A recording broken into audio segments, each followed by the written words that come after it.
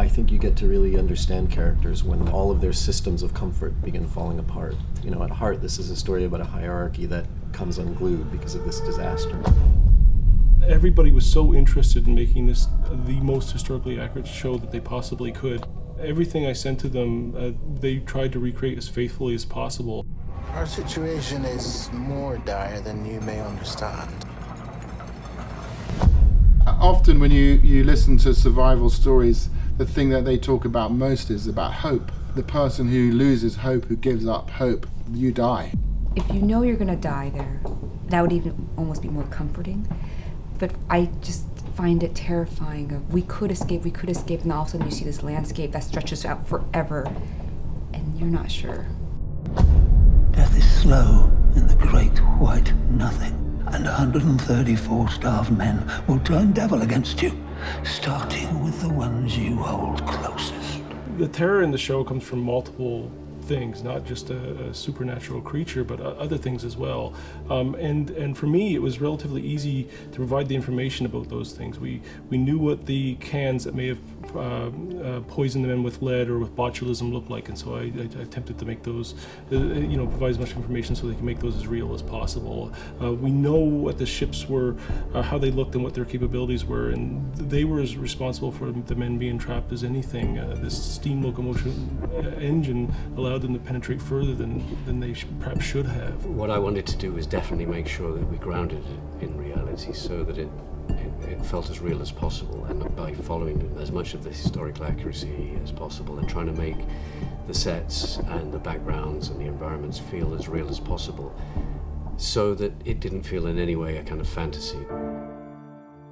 If the leads close up and we are out there in it, we'll have no idea where the current will move the pack of which we will be a part. I really loved dressing the naval uniforms. I mean, getting those looking really sharp and handsome and a good fit was very challenging and, very wonderful to achieve. This is Lady Silence's outerwear. This is her winter outfit. We decided to use authentic fur because it was most appropriate, dignified, and to Inuit culture and the actors. They had the knowledge to survive this terrain, whereas these crazy British naval creatures who wore these ludicrous Victorian naval outfits would not be able to survive.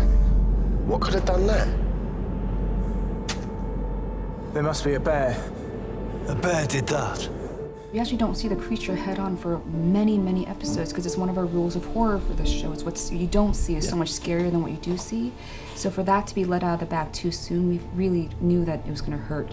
And even though we tell our audiences, we know you want to see it, but the reward is good if you just hold on. Patience you'll be rewarded. There's a genre element to the story, and the genre element, if you like, is a metaphor for their idea that they were able to bring all of their sense of entitlement and all of their sense of hubris with them, that because they were British, that they were going to be able to master any situation they were in and ignore anyone else's experience. Coming at it from knowing that it's based on a true story, that 129 men really did disappear in this environment, it puts a different responsibility on the narrative telling, and we really wanted to tell the story just responsibly, and it's a fantastic mystery, but to give our point of view of what these men could have gone through, to take that survival story that we all love in fiction and to apply it to a true story, it's incredible.